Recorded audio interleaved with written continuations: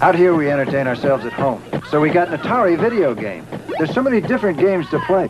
We especially like Space Invaders. Zapping those little devils from outer space. It's fun. But personally, I think the whole idea of creatures from outer space is a little far-fetched. The idea of a game in which you push beams of light around a screen was in truth born sometime prior to 1970.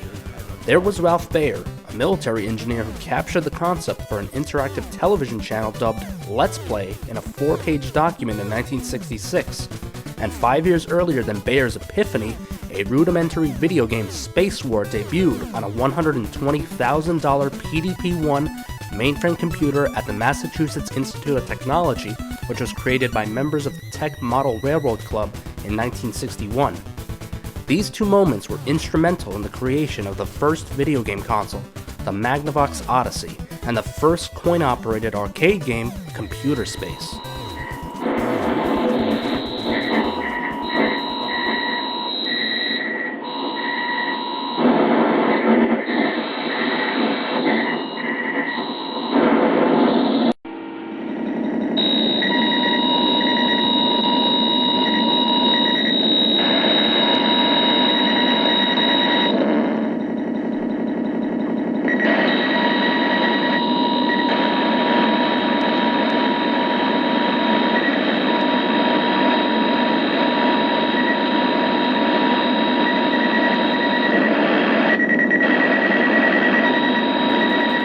The first commercial arcade video game was Computer Space in 1971. That's right before the legendary Pong. Based on Steve Russell's Space War, the arcade was developed by eventual Atari founders Nolan Bushnell and Ted Dabney. The same year, another coin-operated arcade video game known as Galaxy Game was developed by Bill Pitts and Hugh Tuck, also Space War alumni.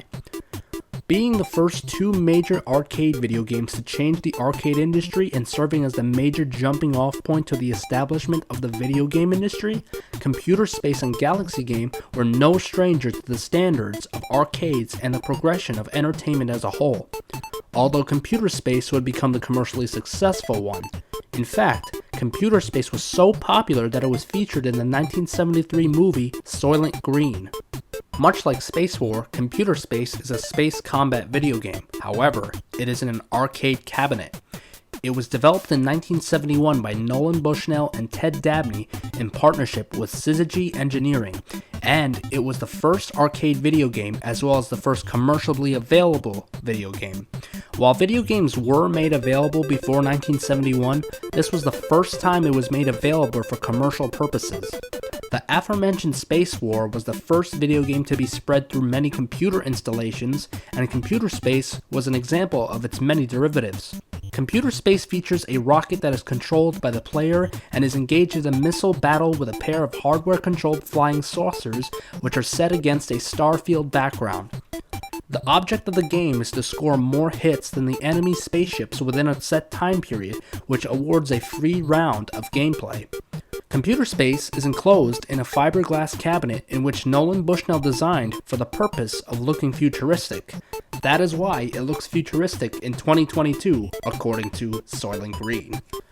Computer Space creators Bushnell and Dabney designed the game from 1970 to 1971, and intended it to be a coin-operated version of Space War. After the pair were unable to find a way to economically run the game on a mini-computer such as the Data General Nova, they came up with the idea to instead replace the central computer with custom-designed hardware, which was created solely for the purpose of running just that game. While the two were working on an early proof of concept, Bushnell found a manufacturer for the game in Nutting Associates. Working in partnership with Nutting, the pair completed their game and ran their first location test in August of 1971.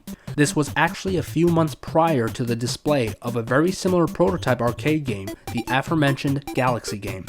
Galaxy Game would also become a major derivative of Space War, although not as successful as Computer Space. Sparkly thing before our very eyes? Well, ladies and gentlemen, behold the first ever video arcade game. Computer Space! Computer Space was made in 1971 by a manufacturer called Nutting Associates. Computer Space is a pretty simple space war game where you control a rocket ship and you take on 2 flying saucers. As for Computer Space, the game was first shown to industry press and distributors at the annual Music Operators of America Expo in October of 1971. With encouraging initial interest along with mixed responses from distributors, Nutting Associates ordered an initial production run of 1,500 units, anticipating a hit game. The game sold over 1,000 cabinets by mid-1972 and ultimately 1,300 to 1,500 units. While Computer Space was successful and validated Synergy's belief in the future of arcade video games, it was not the runaway success that Nutting had hoped for. The game spawned one clone game, Star Trek 1972, although Sega's Star Trek game would be more popular and notable 10 years later.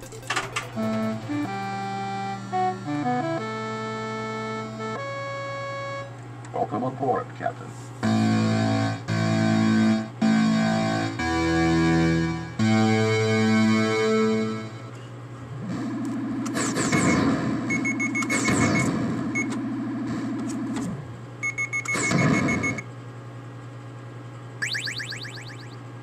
Entering sector 1.2.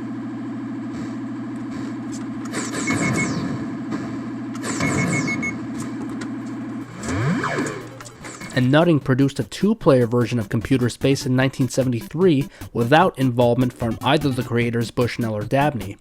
The pair left Nutting Associates in June of 1972 and turned their company Synergy into Atari Incorporated, eventually launching the successful arcade hit Pong as their next arcade game.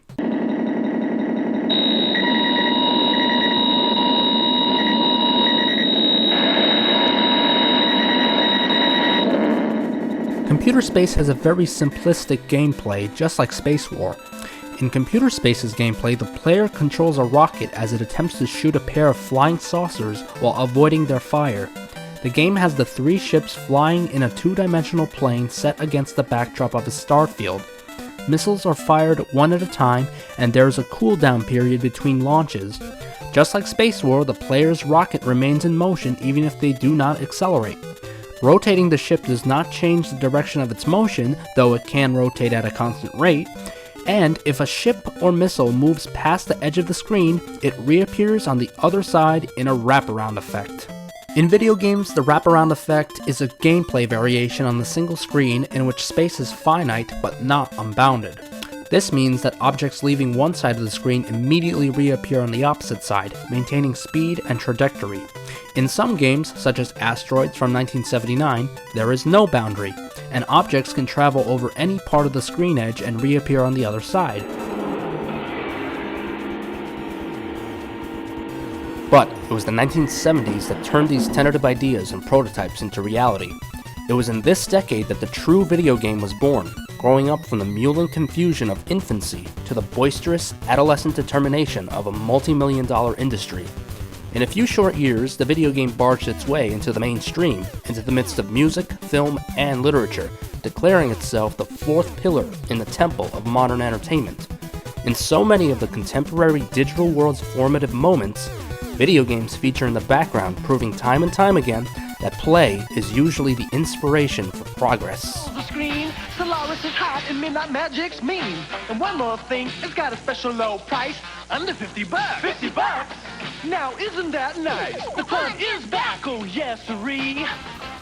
In the birth of the interactive entertainment company Atari, video games helped shape the world today in profound, manifest ways, launching the career of Steve Jobs, a young hippie game engineer who, following his experience working on the iconic Breakout with his friend Steve Wozniak, would go on to form Apple Computer Incorporated.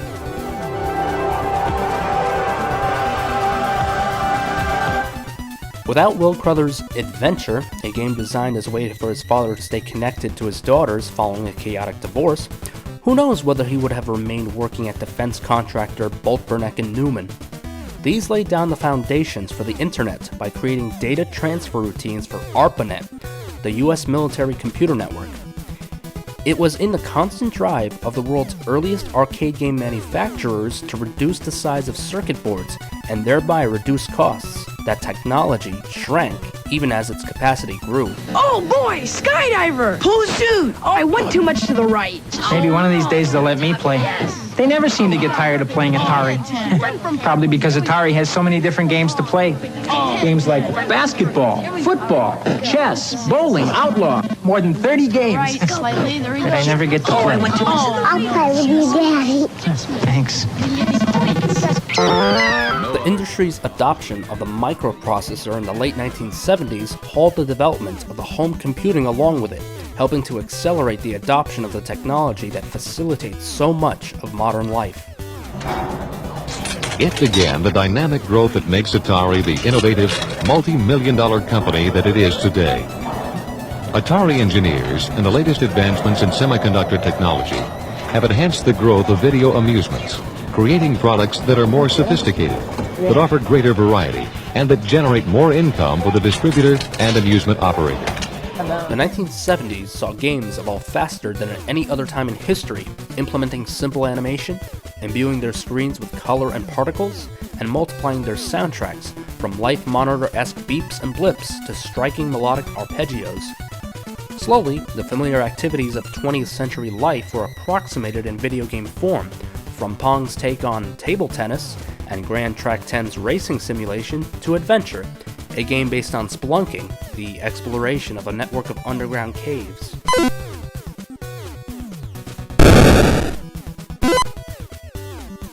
In these 10 short years, video games were propelled from basement university laboratories, where they were available to the lab-coated high priests of technology, onto the world stage, with the release of Space Invaders attracting so much of Japan's attention that the country's national bank launched an investigation into developer Taito following a national shortage of 100 yen coins. But all of this is still just a fancy application of Thomas Edison's light bulb.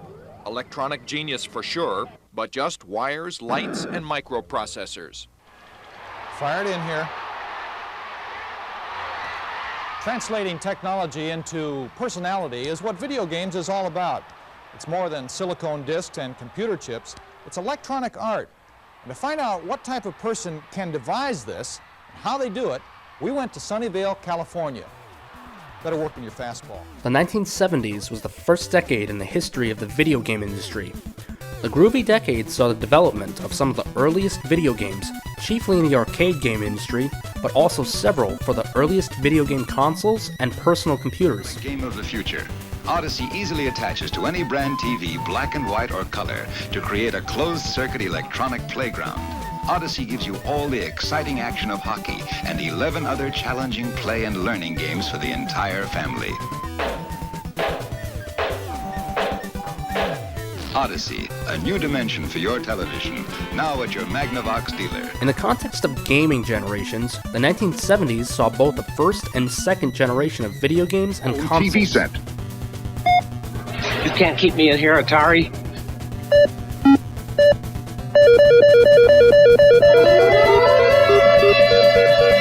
Don't tonight.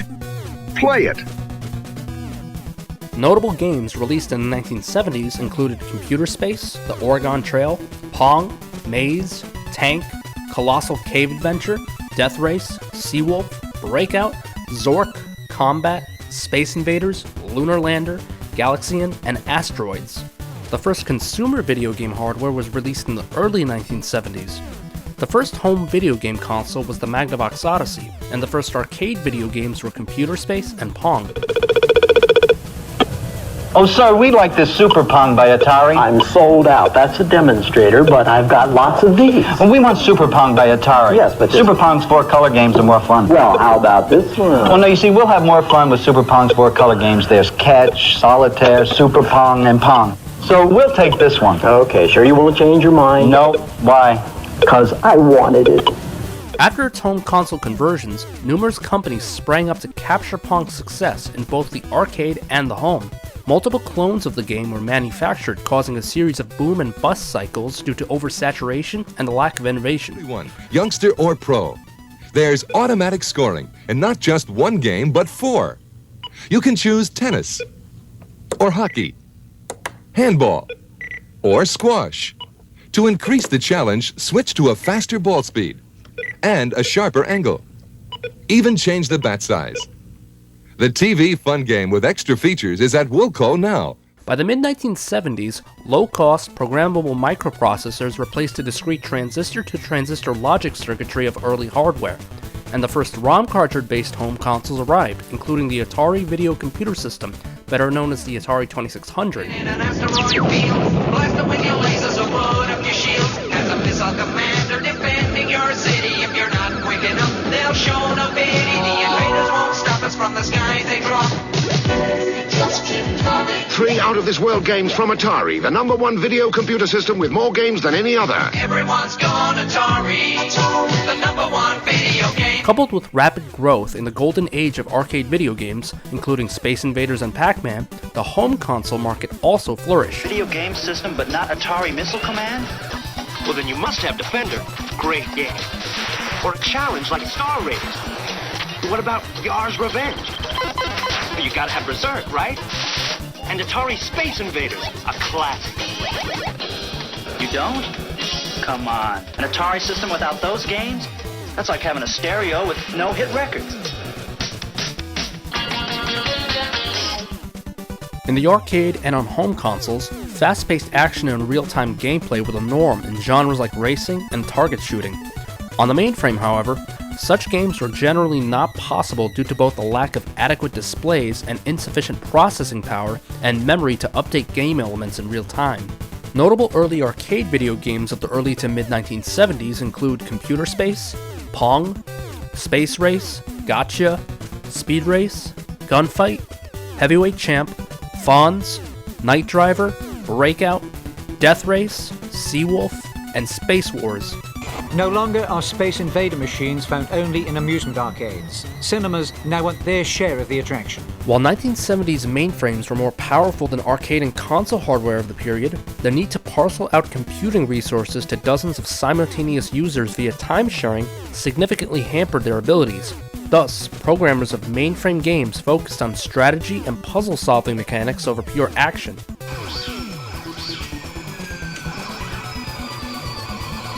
Young people are the game's biggest followers, and all you need is a pocket full of money to stage your own Star Wars.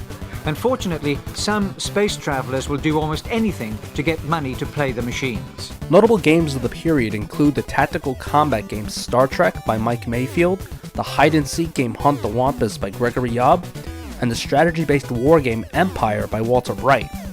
Perhaps the most significant game of the period was Colossal Cave Adventure, or simply Adventure, created in 1976 by Will Crowther.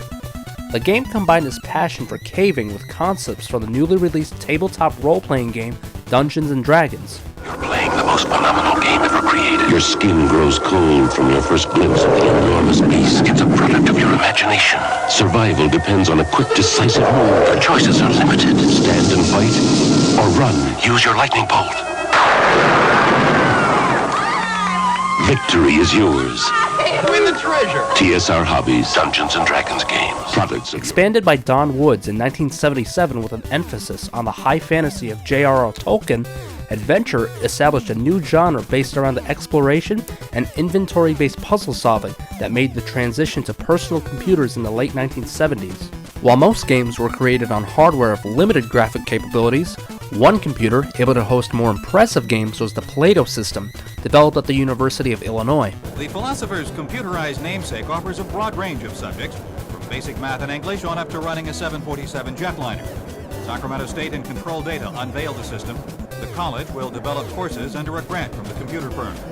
Plato can operate around the clock, providing individualized lessons at a pace set by the student. A touch-sensitive screen avoids the need to deal with a complex computer keyboard. And the graphics that go along with the teaching help in the visualization, even to the point of the improbable. Say, for example, a house jumping a car. Intended as an educational computer, the system connected hundreds of users all over the United States via remote terminals that featured high-quality plasma displays and allowed users to interact with each other in real time. This allowed the system to host an impressive array of graphical and/or multiplayer games, including some of the earliest known computer RPGs.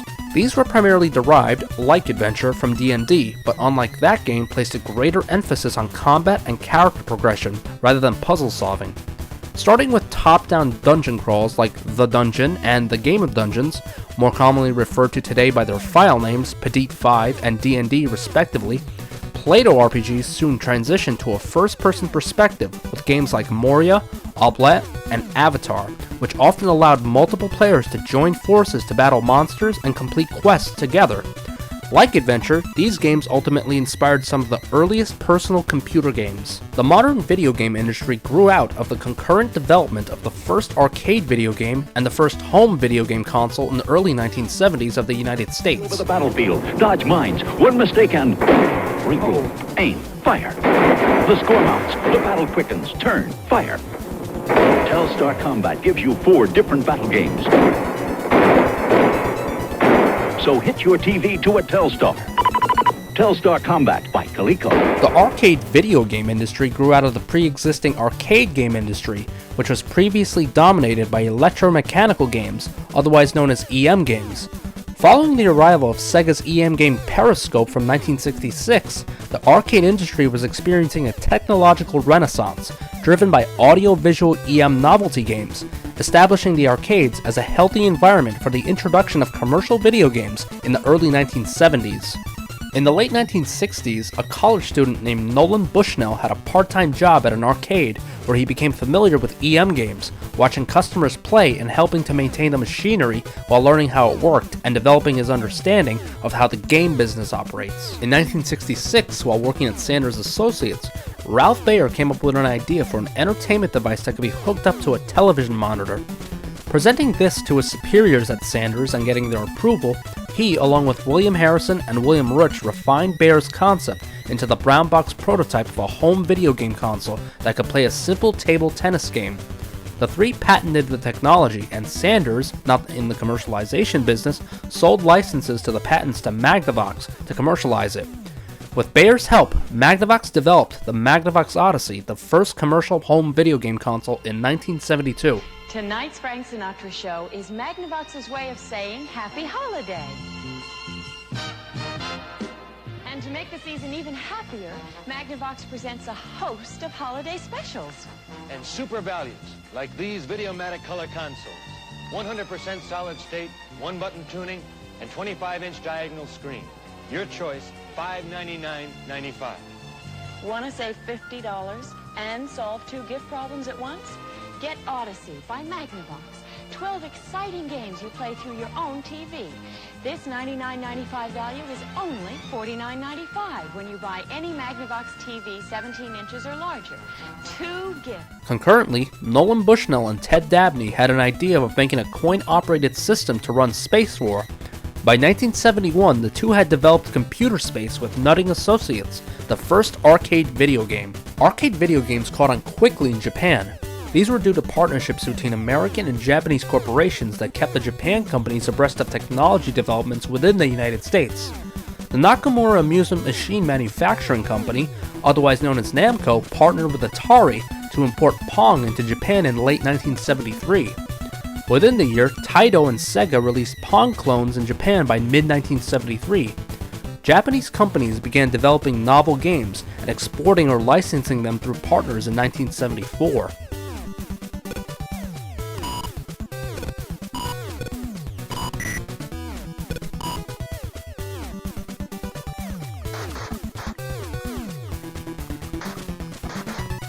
Among these included Taito's Gunfight, originally Western Gun in its Japanese release, which was licensed to Midway. Midway's version, released in 1975, was the first arcade video game to use a microprocessor rather than discrete TTL components. This innovation drastically reduced the complexity and time to design of arcade video games and the number of physical components required to achieve more advanced gameplay. The 3-way microprocessor console. Start with this roaring road race. Gun the throttle. Faster. A crash. Score. Next turn to tennis for more video action. A new challenge. Quick draw with electronic pistol for target use. Got him. All games in full color. Other cartridges available with different programs. So hitch your TV to a Telstar. Telstar Arcade by Coleco. The 1970s saw game designers move from production line workers to creative artisans, tasked with defining the language, vocabulary, and boundaries of this new medium. In this decade, the floor plans of genres were laid down, echoes of which are still found in the foundations of today's multi-million-dollar blockbusters. It is here where we find the first pages of the video game rulebook written down and begin to investigate why we play games. Is it to go through the experience of learning a skill and perfecting it? Or is it to put ourselves against technology in a primal contest to prove ourselves master of our machines? Or perhaps the appeal is to compete with other humans via the monolithic permanence and irrefutable ranking of a high score? Then there is the physical and social appeal, enjoying the camaraderie of standing around an arcade machine, cheering others as they grasp for triumph against the overwhelming odds. Whatever the reason that people began to play video games in mass, the 1970s were critical for defining how we play video games.